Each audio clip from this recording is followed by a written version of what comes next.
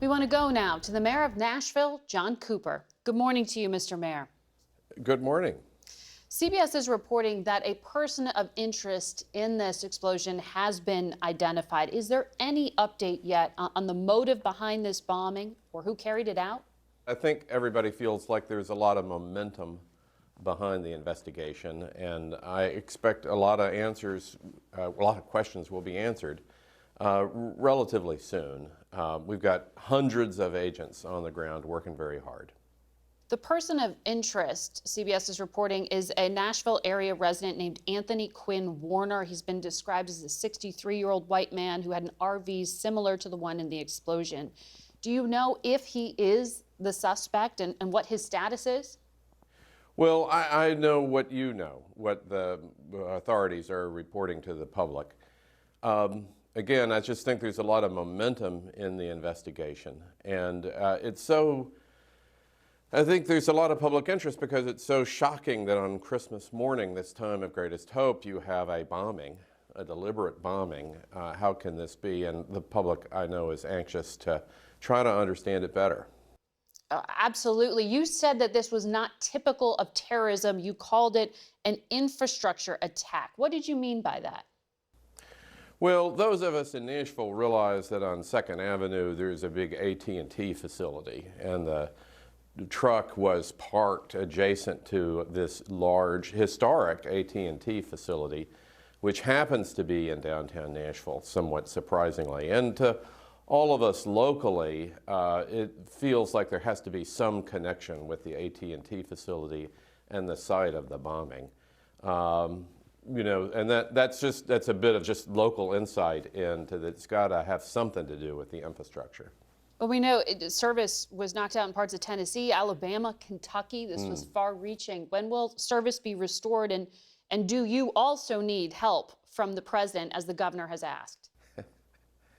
Yeah, oh, absolutely. The governor and I have talked about this.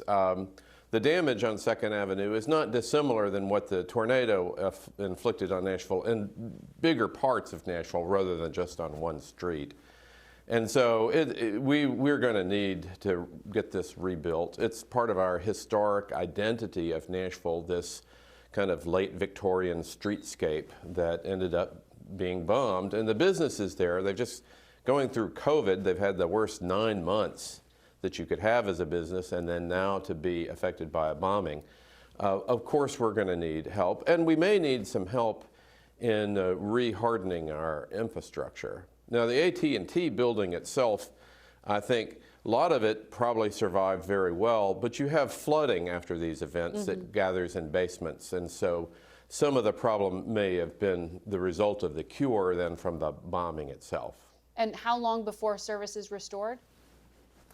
Well, I know AT&T is working very hard and sent a lot of trucks to Nashville to get this back online.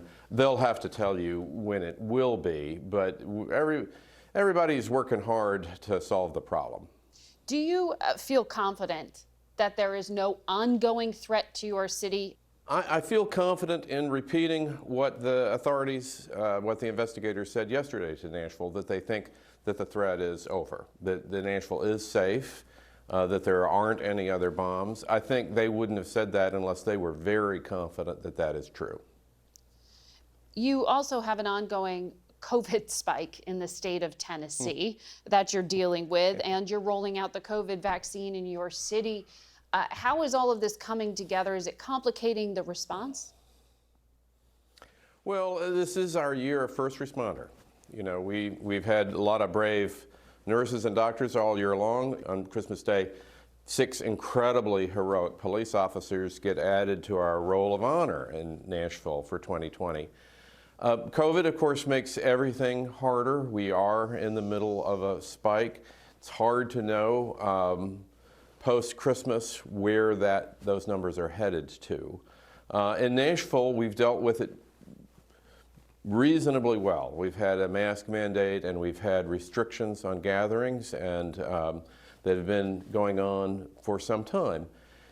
It's part of how our businesses are suffering. Our hospitality area, the gatherings have been restricted, and so the businesses that were bombed are still in the middle of having a COVID recovery. again, it's part of needing response by the federal government, both from the bombing and for COVID also. All right, Mr. Mayor, good luck, and good luck to everyone in your city. Thank you.